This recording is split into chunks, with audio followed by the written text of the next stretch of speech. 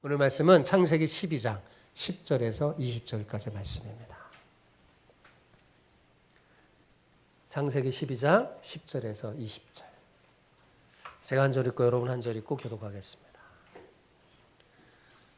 그 땅에 기근이 들었으므로 아브라함이 애굽에 거류하려고 그리로 내려갔으니 이는 그 땅에 기근이 심하였습니다.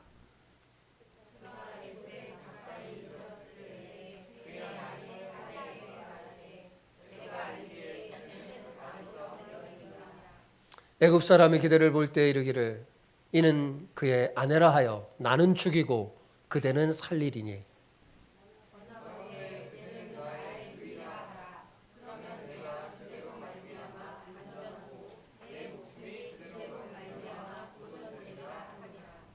아브라함이 애굽에 이르렀을 때 애굽 사람들이 그 여인이 심히 아립다움을 보았고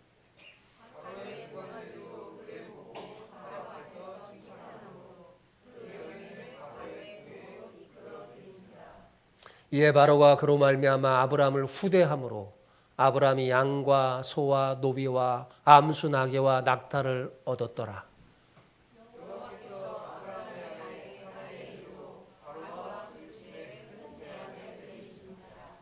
바로가 아브라함을 불러서 이르되 내가 어찌하여 나에게 이렇게 하였느냐? 내가 어찌하여 그를 내 아내라고 내게 말하지 아니하였느냐?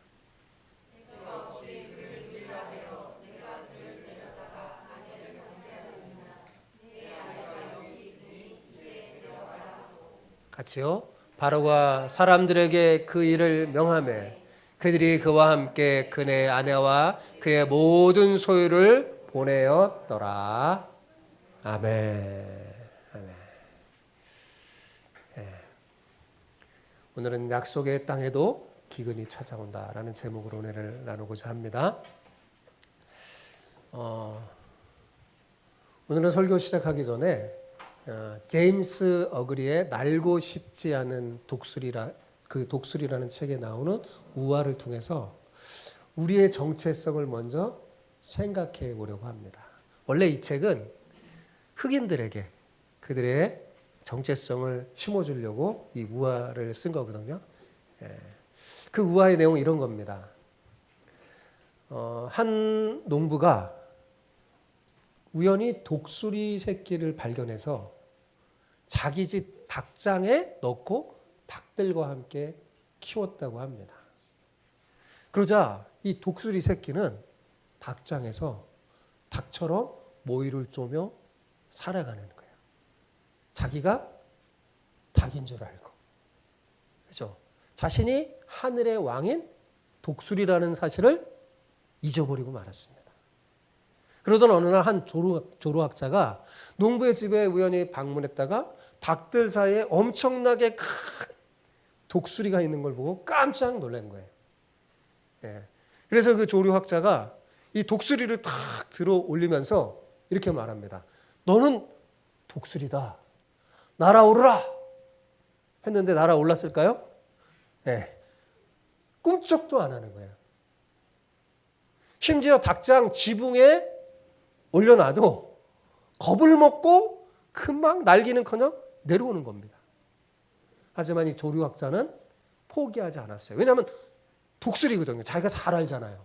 저는 독수리인데 분명히 상공에 어떤 새보다 확 날 텐데 포기하지 않고 이 조류학자는 산 정상으로 이 독수리를 데려갑니다. 그리고 다시 한번 외쳤어요. 너는 독수리야. 땅이 아니라 하늘에 속해 있어. 내 날개를 펴고 태양을 향하여 날아올라. 이렇게 외치자 그제야 독수리가 망설임을 멈추고 자기의 날개를 한번 쭉 펼치더니 그 산 정상에서 탁 뛰어오르는 거예요. 그러더니요 독수리는 막 위로 향하여 솟구쳐 올라가거든요. 막 올라가서 이 조류학자의 눈에 보이지 않을 정도로 태양 속으로 사라졌다고 합니다. 여러분 성경은 우리 그리스도인을 종종 독수리에 비유합니다. 왜 독수리에 비유하는지 아세요? 우리는 이 땅에 살지만 우리는 이 땅에 속한 사람이 아니라 뭐예요? 하늘에 속한 사람이기 때문에 그렇습니다. 빌립보서에서 바울이 말하잖아요. 너희의 시민권은 하늘에 있는지라. 하늘에 속한 사람이에요. 하늘에 속한 사람은 비록 발을 땅에 딛고 이 세상에 살지만 그 영혼은 독수리처럼 믿음의 날개를 펼쳐 하늘을 향해 나아가는 삶을 삽니다. 하나님은 우리가 이 독수리 같은 정체성을 잃지 않기를 원하세요. 여러분 잊지 마세요. 여러분의 정체성을 말입니다. 그러나 안타깝게도 오늘 본문 속의 이 아브라함은 바로 믿음의 날개를 펼쳐야 할 그 상황에 어땠어요? 날개를 펼치지 못하고 그만 이 닭장 속에 있는 독수리처럼 땅으로 내려와 버렸어요. 오늘 설교를 듣는 여러분은 달랐으면 좋겠습니다. 인생의 시련을 만나게 되면 여러분 마음속으로 꼭 이렇게 외쳤으면 좋겠어요. 나에게는 믿음의 날개가 있지. 뭐가 있다고요? 믿음의 날개. 이때가 바로 그 날개를 펼칠 때구나. 자, 주님을 보고 날아오르자 라고 말하길 바랍니다. 여러분, 진짜 여러분의 믿음을 사용할 때는 언제냐? 위기의 때예요. 고난의 때예요. 힘든 시기예요. 그때 야 이제 날개를 펴야 할 때구나 라는 걸 아시고 주를 신뢰하고 믿음의 날개를 활짝 펴는 여러분 되시기 바랍니다. 여러분 모두 오늘 말씀을 마음에 탁 담고 위기의 상황을 만날 때마다 믿음의 날개를 활짝 펴서 위기의 환경을 복된 환경으로 바꾸는 그런 멋진 신앙인이 다 되시기를 축복합니다. 옆 사람과 오늘은 이렇게 축복하며 인사합시다. 믿음의 날개를 활짝 펴고 힘껏 비상하는 삶을 사시기를 축복합니다. 자, 합쳐서 시작. 믿음의 날개를 활짝 펴고 힘껏 비상하는 삶을 사시기를 축복합니다. 아멘. 여러분 우리는 인생에서 여러 어려움을 마주합니다. 그 어려운 상황을 다 마주해요. 그런데 여러분 혹시 이거 아십니까? 상황은 우리가 통제할 수 없지만 환경은 선택할 수 있다는 사실을 말입니다. 오늘 이 사실을 꼭 기억해야 합니다. 상황은 뭐예요? 우리가 통제할 수 없어요. 그 상황은 주어지는 거예요. 그래서 우리가 어쩔 수가 없어요. 뭐 기근 같은 거 이런. 기근이 오는데 어떻게 하겠어요? 그런데 뭐라고요? 환경은 선택할 수 있습니다. 우리 힘으로 어쩔 수 없는 상황이 마주칠 때 우리가 어떻게 반응하냐에 따라서 전혀 다른 환경을 맞이하게 되는 겁니다. 여러분, 즉 무슨 말이냐면 똑같은 상황에서도 정말 똑같은 상황에 똑같은 조건, 똑같은 상황이 닥쳤는데 어떻게 반응하냐에 따라서 각자의 환경이 달라질 수 있는 거예요. 여러분, 똑같은 위기의 상황에서 누군가는 믿음으로 반응을 해서 성장의 발판으로 만들고 누군가는 두려움에 빠져서 더 깊은 수렁으로 빠져듭니다. 그러니 위기의 상황을 닥칠 때 하나님을 신뢰하고 믿음으로 반응을 해서 여러분의 환경을 복되고 아름답게 바꾸는 지혜로운 사람 되시기를 바랍니다. 본문에 아브라함에게 닥친 이 기근이 뭐예요? 이게 통제할 수 없는 상황이에요. 그죠? 아브라함이 이 기근을 어떻게 할 수 있는 게 아니잖아요. 그죠? 이런 상황이 닥친 거예요. 자기가 통제할 수 없는 상황이 닥쳤어요. 자, 그러면 아브라함은 여기에 대해서는 어떻게 할 수 없어요. 그죠? 그런데 뭐는 할 수 있어요? 이 위기의 상황에서 믿음으로 반응해서 그 다음에 벌어지는 자신의 환경을 바꿀 수는 있습니다. 그러나 안타깝게도 어때요? 아브라함은 믿음으로 반응하지 못하고 애굽으로 내려감으로 더욱 어려운 환경에 빠지게 된 겁니다. 자, 여러분, 아브라함이 가나안에 그대로 있을지 애굽으로 내려갈지, 자, 그거는 어떻게 할 수 있어요? 선택할 수 있죠. 그죠? 그러면 가나안에 그대로 나오면 그 환경이 어떻게 돼요? 가나안에서 하나님과 함께하는 환경이 되겠죠. 애굽으로 내려가면 어때요? 하나님을 떠난 환경이 되는 거예요. 이렇게 달라지는 거예요. 여러분, 사실 기근은 아브라함의 잘못이 아니잖아요. 그죠? 아브라함이 불순종했거나 죄를 져서 기근이 내려진 게 아니에요. 오히려 그는 하나님의 말씀에 순종해서 믿음으로 하란을 떠나서 가나안 땅으로 들어갔잖아요. 그죠? 그런데도 그 땅에서 뭘 만났어요? 기근을 만났어요. 오늘 설교 제목이 뭐예요? 약속의 땅에도 기근이 찾아요. 기근을 만났어요. 얼마나 당황했을까요? 하나님의 말씀에 따라 순종했다면 모든 일이 형통해야 되지 않나요? 그런데 이상하게도 아브라함은 형통하기는커녕 기근을 만났으니 어찌된 일일까요? 여러분, 여기서 우리가 꼭 기억해야 할 사실이 있습니다.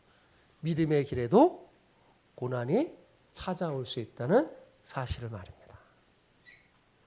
신앙생활을 하다 보면 예상하지 못한 고난과 시련을 겪을 때가 있어요. 내가 잘못하지 않았는데도, 내가 믿음의 길을 걸었는데도 어려움을 만날 수 있어요. 그럴 때 우리는 내가 이렇게 열심히 기도하고 봉사하는데 왜 내게 이런 일이 생기는 걸까 하고 낙심할 수 있습니다. 그러나 그때 여러분 꼭 기억하세요. 그 고난과 시련의 상황 속에서 하나님은 우리가 독수리처럼 지금이야 너의 믿음의 날개를 펴고 날아오르라.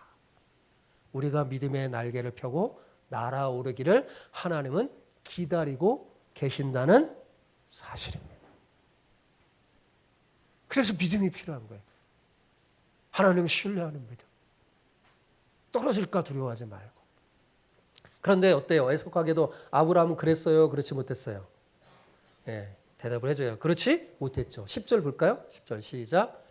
그 땅에 기근이 들었으므로 아브라함이 애굽에 거류하려고 그리로 내려갔으니 이는 그 땅에 기근이 심하였음이라. 자, 그 땅이 어떤 땅이에요? 대답해요. 하나님이 약속하신 가나안 땅. 그런데 그 약속의 땅에 기근이 든 겁니다. 자, 다시 잊지 마세요. 예, 약속의 땅에도 뭐라고요? 기근이 찾아올 수 있다. 예, 찾아올 수 있어요. 우리는 약속의 땅이라고 하면 기근 같은 어려움은 전혀 없을 거야 라고 생각하곤 합니다. 그러나 그렇지 않아요. 약속의 땅에도 기근이 찾아옵니다. 왜냐하면 인간의 죄악이 약속의 땅에도 여전히 힘을 발휘합니다. 그러나 약속을 받은 우리가 정체성을 잃어버리지 않고 믿음으로 반응하면 아무리 큰 기근이라 할지라도 우리를 절대로 무너뜨릴 수 없어요. 오히려 그 기근이 복이 됩니다. 어떻게 반응하면요? 믿음으로 반응하여 믿음의 날개를 펼쳐오르면 그렇다는 거예요. 믿음은 바로 그때 필요한 겁니다. 여러분, 평안할 때는 어때요? 모두가 다 믿음이 좋아 보입니다. 시련이 찾아오면 달라지죠. 시련의 때 그 사람의 참 모습이 나타나기 때문에 그렇습니다. 시련은 그 사람의 믿음의 길을 보여주는 시험대예요. 여러분, 욥을 한번 생각해 보세요. 욥의 좀 편하고 잘 될 때 욥과 욥 안에 가족들 다 믿음이 좋아 보여요. 근데 시련이 오자 어때요? 욥은 흔들리지 않는 믿음을 보이지만 욥의 그 안에는 어때요? 그의 진짜 모습이 드러나죠. 하나님을 욕하고 떠나라 하고 남편을 버리고 떠나버리잖아요. 시련의 때에 그 사람의 참모습이 드러납니다. 지금까지 아브라함은 참 믿음의 길을 잘 걷는 듯 보였어요. 그죠? 그러나 기근이 닥치자 그의 믿음은 여실히 그대로 드러납니다. 얼마나 형편이 없는지 몰라요. 아직 그는 믿음의 조상이 되기에 턱없이 부족합니다. 그는 기근이라는 언덕에서 믿음의 날개를 펴지 못하고 무서워서 그냥 내려가 버렸어요. 마치 닭장에 갇힌 독수리가 지붕 위에서 겁을 먹고 다시 내려오듯이 말입니다. 여러분, 어려울 때 쉬운 길을 택하는 것은 불안한 미래를 짊어지는 것과 같아요. 아브라함이 바로 그랬습니다. 그는 애굽으로 내려가는 쉬운 길을 택했어요. 그 결과 환경이 어떻게 돼요? 더 나빠졌죠. 만약 그가 기근 속에서도 애굽으로 내려가지 않고 가나안 땅에 남아서 믿음으로 하나님의 도움을 구하며 기다렸다면 어떻게 됐을까요? 여러분, 전혀 다른 성경이 기록됐을 거예요. 아마 그는 그곳에서 하나님의 놀라운 능력을 체험하고 복의 환경을 만나게 되었을 겁니다. 이제 앞으로 살펴보지만 이삭이 그걸 경험해요. 나중에 얘기해 드릴게요. 이삭이 그걸 경험해요. 그런데 아직 아브라함은 그런 믿음이 없었습니다. 기근이라는 위기의 상황이 닥치자 그는 기근을 피해 가나안을 떠나서 애굽으로 내려갔어요. 자, 그러면 여러분 생각해 보세요. 이 아브라함이 그런 선택을 할 때 과연 하나님께 기도하면서 응답을 받고 내려갔을까요? 예, 아닙니다. 아무리 본문을 눈을 씻고 찾아봐도 그런 말이 전혀 없어요. 그는 하나님께 묻지 않았습니다. 우리의 문제는 종종 하나님께 묻지 않고 행하기 때문에 어려움을 겪게 됩니다. 그리스도인은요, 어떤 문제가 생기면 뭘 먼저 해야 돼요? 하나님께 나아가요. 물어야 됩니다. 무릎을 꿇어야 돼요. 근데 아브라함은 그렇지 못했어요. 우리는 여기서 아브라함이, 제가 늘 지난주에도 말했지만 처음부터 신앙의 위인이 아니었다는 것을 알 수 있습니다. 그도 역시 우리와 연약한 부족한 사람이었어요. 자, 애굽으로 내려간다는 것, 그것은 하나님의 약속을 의심하고 세상의 도움을 찾았다는 뜻이에요. 하나님은 어디에서 복을 줬어요? 가나안 땅으로 가라. 그럼 그곳에서 하나님께서 복을 주시겠다고 약속했잖아요. 근데 그걸 의심하고 애굽으로 간 거죠.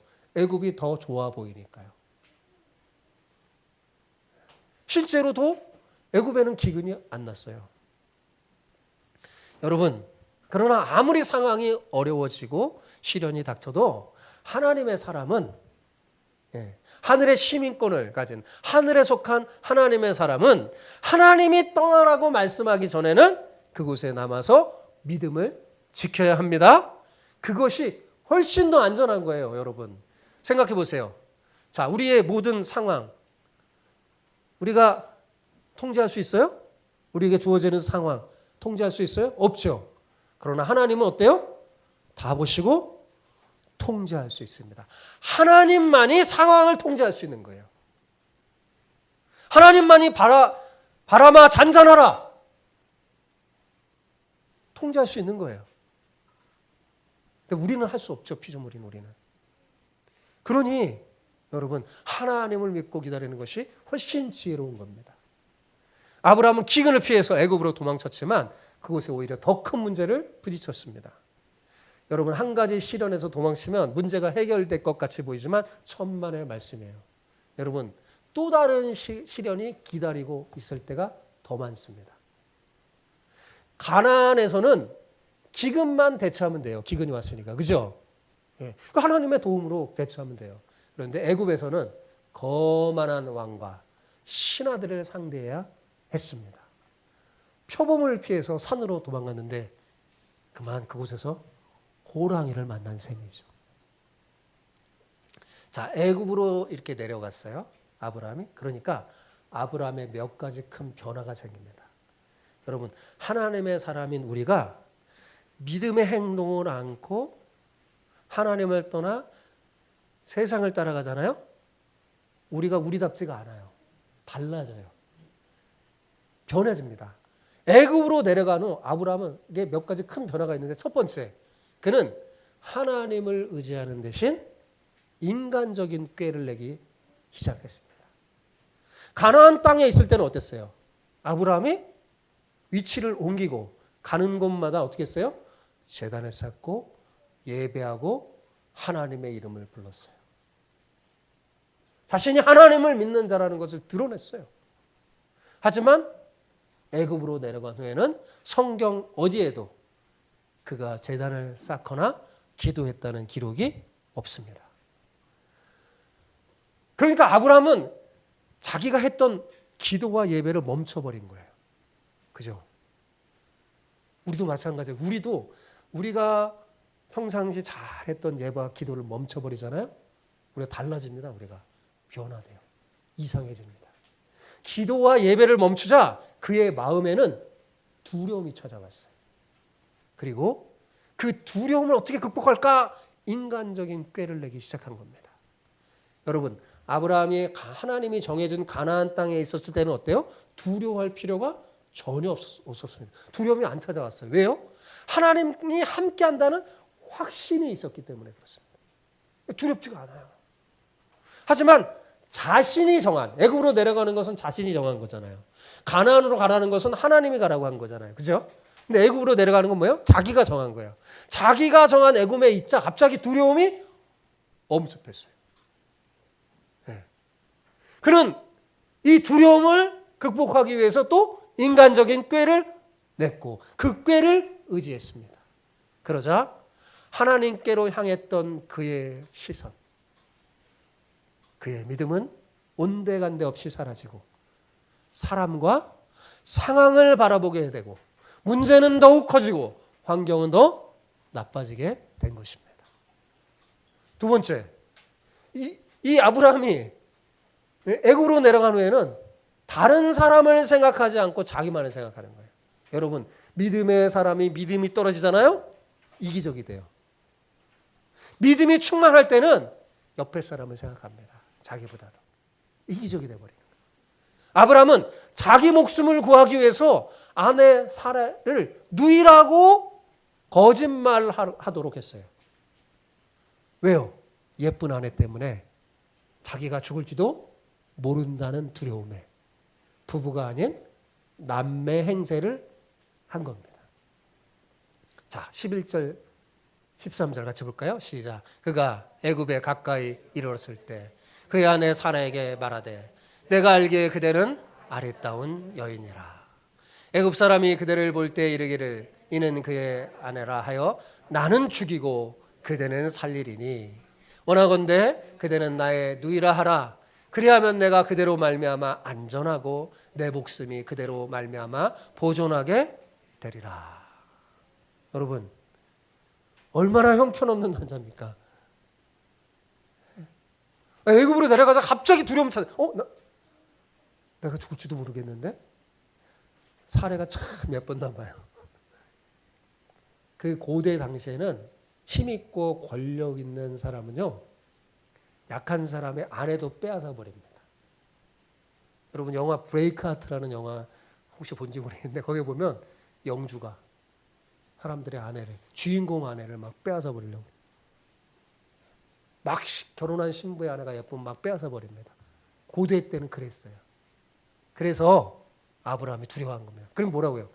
당신은 살고 나는 죽이리니. 이런 일이 고대에는 종종 많이 일어났어요. 왕이 있을 때는 더 그랬어요.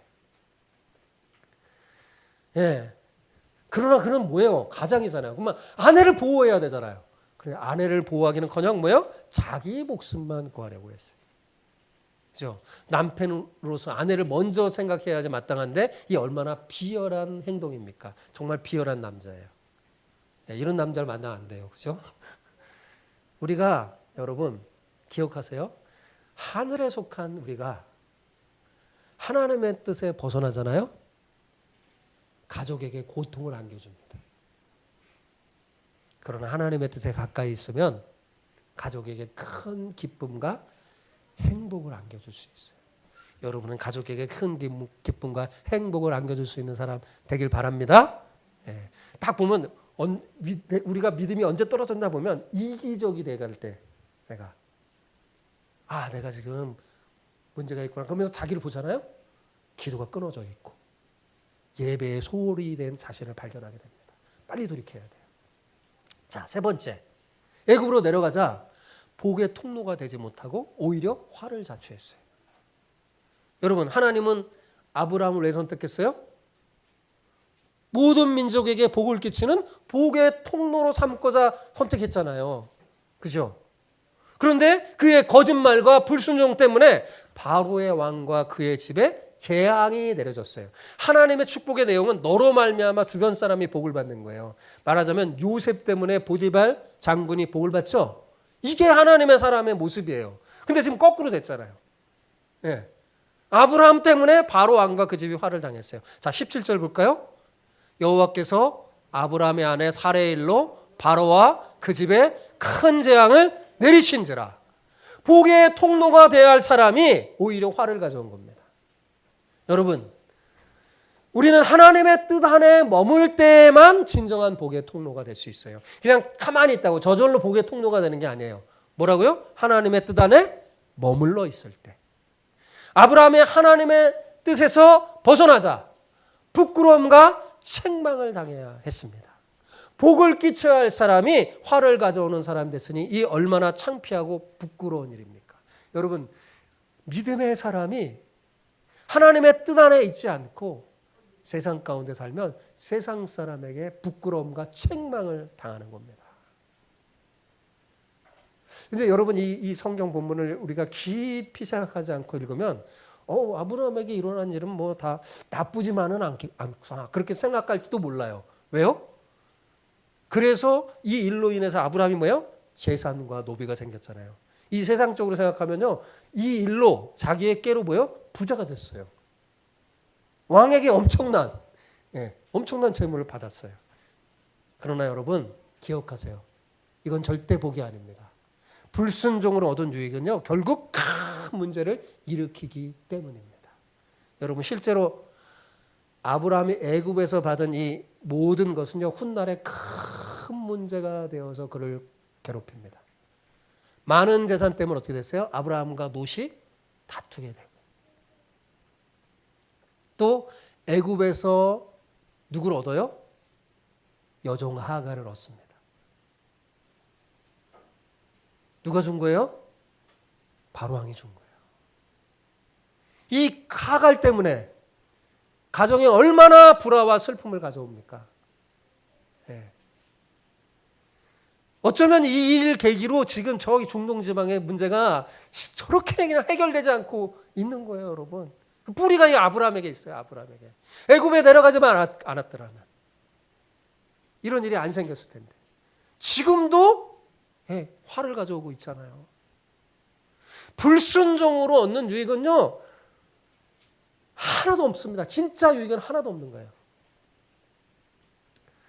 그런데 여러분, 이 성경 이야기의 끝은 아브라함의 실패가 아닙니다. 바로 그 실패 속에서 신실하신 하나님의 사랑을 우리는 발견합니다. 그래서 지난 시간에 그걸 뭐라 그랬어요? 하나님의 열심. 하나님의 열심을 발견할 수 있어요. 여러분, 하나님은 한 번 택한 사람은 절대로 버리지 않습니다. 그가 부족해도. 하나님은 어떤 분이냐면요, 고쳐 쓰세요. 고쳐 쓰세요. 하나님은 고쳐 쓰셔. 끝까지 지키고 보호하시면서 은혜를 베풀어 주십니다. 다만 사랑하기 때문에 잘못된 행동에 대해서는 어떻게 할까요? 징계하고 고쳐주십니다. 제가 고쳐 쓰신다고 그랬잖아요. 그냥 내버려 두는 건 아니에요. 고쳐요. 하나님은 고칩니다. 고쳐서 쓰십니다. 아브라함은 미련한 선택을 해서 화를 자초했지만 하나님은 그 모든 것을 합력하여 선을 이루게 하셨어요. 잘못하면 아내를 빼앗겨서 하나님이 약속하신 복을 받지 못할 뻔했는데, 여러분 그렇잖아요. 아내를 잃어버리면 이제 하나님이 약속하신 복이 뭐 사라져 버리는 거잖아요. 그죠? 근데 하나님의 극적인 개입으로 위기를 모면했잖아요. 아직 아브라함은 하나님이 약속하신 복을 받기에는 턱없이 부족한 사람이었어요. 그렇지만 하나님께서는 아브라함을 훈련하여 고칩니다. 앞으로 여러분 계속 이 아브라함을 만지시는 하나님을 발견하게 될 거예요. 아브라함을 훈련해서 부족함이 없는 믿음의 조상으로 만들어 가십니다. 우리는 창세기를 통해서 이런 하나님의 열심을 계속 보게 될 겁니다. 그러니 자, 하나님은 여러분도 만질까요? 안 만질까요? 여러분도 만지십니다.